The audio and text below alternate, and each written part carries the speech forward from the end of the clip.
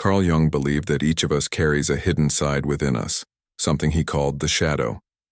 This shadow is made up of the parts of ourselves we don't want to admit, the traits we deny, the feelings we push down, and the flaws we refuse to see. The real danger comes when we try to ignore it. Instead of disappearing, the shadow shows up in our lives in sneaky ways. We often end up projecting it onto others, blaming them for the very things we can't face in ourselves. For example, someone who refuses to admit their own anger might constantly see everyone else as aggressive or hostile. Jung warned that true growth only begins when we stop running from the shadow and start facing it. By acknowledging these hidden parts of ourselves, we take back control and move one step closer to becoming whole. Jung explained that we all wear a kind of mask in society, which he called the persona. This mask helps us fit in. It's the role we play at work, in our families, or among friends. The problem begins when we start believing that this mask is our true identity. For example, someone might see themselves only as the successful, professional, or the perfect parent, and forget who they really are beneath those roles. When that happens, life can start to feel empty, because we're living for appearances instead of authenticity. Jung warned that while the persona is useful, it should never replace our inner self. The key is to find balance, using the mask when needed, but never losing touch with the person behind it. Another trap Jung warned about is letting the ego grow too large. The ego is our sense of I, how we see ourselves in the world. But when it becomes inflated, we start to believe that the ego is the whole of who we are. This creates arrogance, pride, and the illusion that we are always right. People with an inflated ego often dismiss the opinions and feelings of others, thinking they know everything.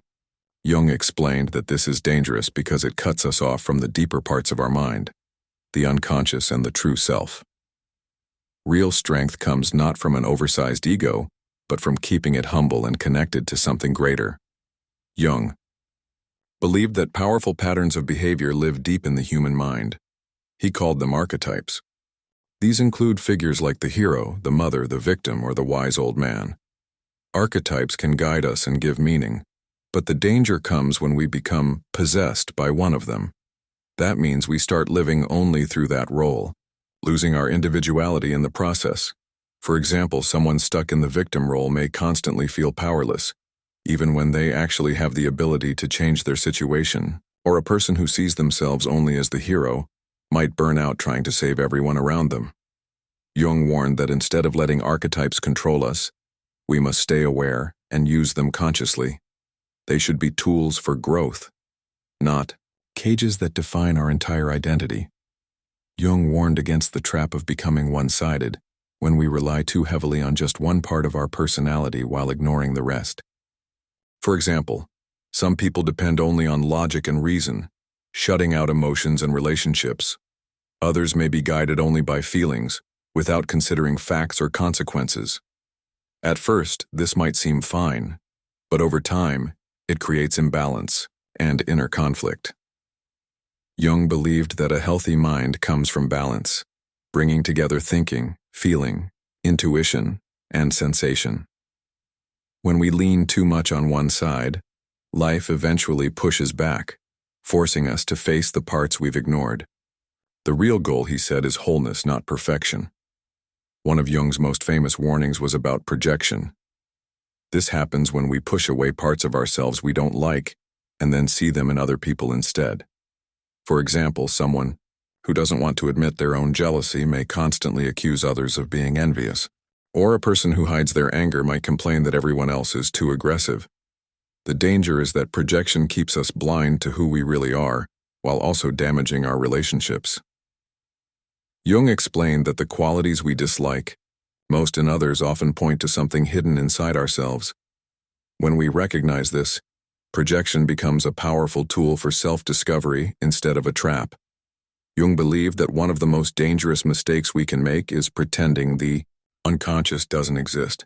The unconscious is the hidden part of the mind that holds forgotten memories, repressed emotions, and unrecognized desires.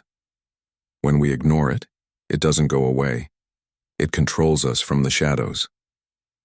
This is why some people repeat the same toxic relationships, harmful habits, or mistakes in life without knowing why. Jung explained that freedom comes when we learn to face and work with the unconscious. We can do this by paying attention to our dreams, reflecting on our behavior, and expressing ourselves through creativity. By bringing the unconscious into the light, we stop being controlled by it and start living with more awareness and authenticity.